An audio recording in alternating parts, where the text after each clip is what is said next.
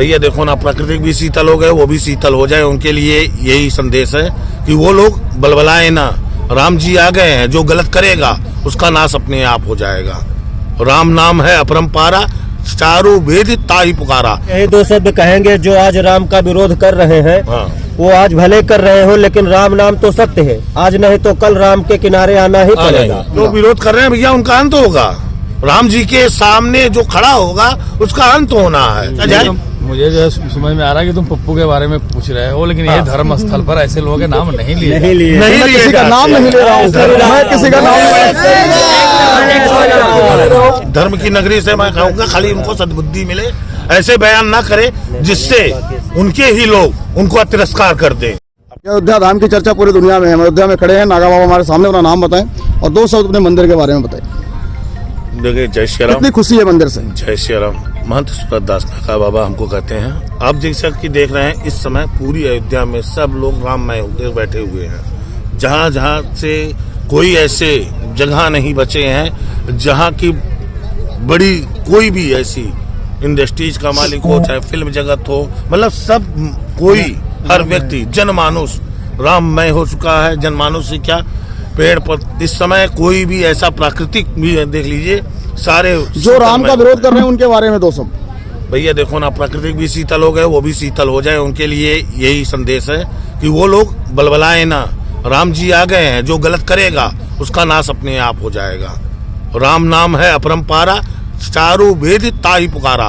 राम नाम के नाम पे वो जो गंदी राजनीति कर रहे हैं, जो कह रहे हैं राम को नहीं करना चाहिए, ऐसा कहीं नहीं लिखा, शास्त्रों में नहीं लिखा गया। आज खाली कुछ लोग जो उसमें अहम भूमिका निभा रहे हैं, वो लोग आ रहे हैं, किसी को रोका नहीं गया है। गंदी राजनीति करने वाले वो तो कहेंगे ही, क्योंकि उनको रोटी सेकने को नहीं मिला। और आज के 70 साल पहले वो भी तो राज किए हैं, उन्होंने क्या कर पाया। जो ये सरकार कर रही है, कम से कम इससे सीखे तो वो। ये सरकार ये कह रहे हैं कि राम मंदिर से मिल क्या जाएगा। मैंने क्या कहा, कुछ लोग यहाँ जितने लोग आए हैं, ये जो बना है कम से कम 1.5 करोड़ के खाली मजदूर वर्ग ही इसमें लाभान्वित हुए हैं। ऐसे ऐसे ही कई जगहों पे लेबर वर्ग ही काम कर रहा है, ना कि सेठ इंडस्ट्रीज। बाबा एक और छोटा सा सवाल है कि आपको लगता है कि अगर ये मोदी और योगी की सरकार नहीं होती तो क्या ये दिन, मतलब जो बचपन से हम लोग और आप लोग देखते आए हैं, क्या वो सच में ये मंदिर बन पाता? भैया ऐसा है, ये तो कभी जिंदगी में परिकल्पना भी नहीं है।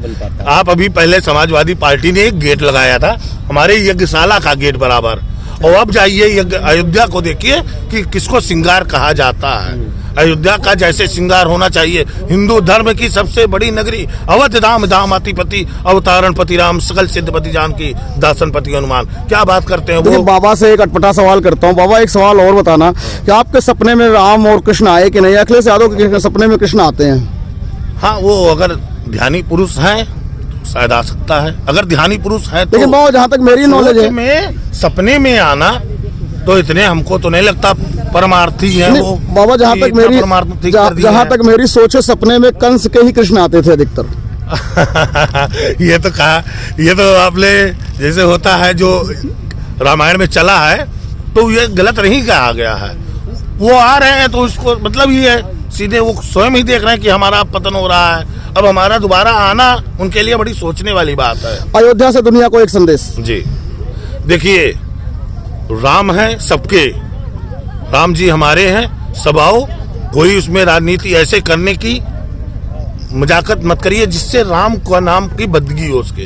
राम हिंदू है, हिंदू नहीं, हिंदू हर नागरिक का है। सॉरी, मैं आपसे कहना भूल गया, हर धर्म के लोग पूछते हैं। राम तारा सिद्धि है, उससे बड़ी न शिव और राम कलयुग के यही तारा। बाबा ने बताया मुझे, मैंने ये जो यज्ञ हुआ है वो जगत कल्याण के लिए हुआ, तो मैंने इनसे वही तो कहा, विश्व कल्याण के, जगत कल्याण। यही दो शब्द कहेंगे, जो आज राम का विरोध कर रहे हैं वो आज भले कर रहे हो, लेकिन राम नाम तो सत्य है, आज नहीं तो कल राम के किनारे आना ही पड़ेगा। राम बिना राम के कल्याण नहीं होगा। कंधे पे विदाई उसी से होगी।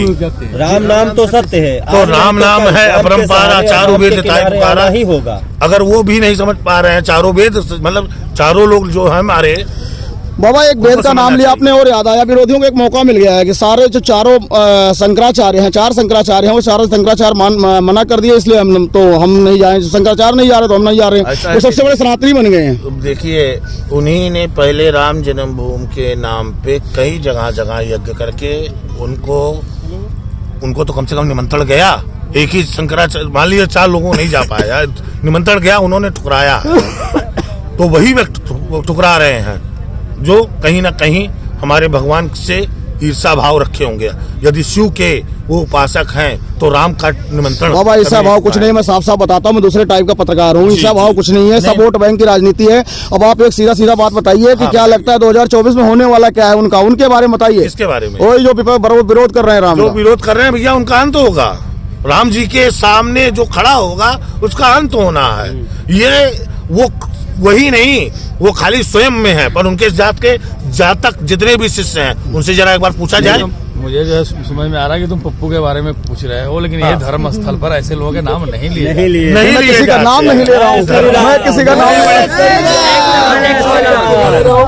अरे भगवान सद्बुद्धि दे इन लोगों को, धर्म की नगरी से मैं कहूँगा खाली उनको सद्बुद्धि मिले, ऐसे बयान ना करे जिससे उनके ही लोग उनको तिरस्कार कर दे। जिस दिन राम जी की प्राण प्रतिष्ठा हुई ना, यहाँ धूप चहचहा रही थी। हाँ, दिन से देखिए वातावरण शीतल हो गया, वो भी हो जाएगा। भी या तो शीतल हो जाएंगे, नहीं तो ठंडे पड़ जाएंगे अपने आप। योगी जी ने साफ साफ कहा है, जो राष्ट्र की में रहेगा। बाबा ने बहुत बड़ी बात कही, सनातन यही सिखाता है, किसी का विरोध नहीं करना है। सब सनातन धर्म वसुधैव कुटुंबकम की बात करता है, पूरे संसार की बात करता है। बाबा ने इतनी सारे सवाल मैंने बाबा से पूछे, कुछ चुभने वाले सवाल पूछे, ये उड़न तरीके से जवाब दे सकते थे, नागा साधु हैं, लेकिन कभी भी इन्होंने बात को बिल्कुल तरीके से लिया, किसी विरोधी को कुछ नहीं बोला, और यही सिखाता है सनातन। बार बार कह रहा हूँ मैं पत्रकार महोदय कि आप जो है हर जगह धार्मिक जगह पर पप्पुओं का नाम कम लिया। ये बात सही है। नहीं, जैसे भाई अब हमारे यहाँ सिर्फ राम नाम का परंपार है ना। शिव का राम, शिव में बसे हैं राम, राम में बसे हैं शिव, अलग है ही नहीं। और जो इससे भिन्न बनाता है वो तो मूर्ख नहीं महामूर्ख कहलाएगा। चलो, धन्यवाद, स्वयं नाश होना। धन्यवाद बाबा जी, ऐसे धर्म का पताका लहरता रहे।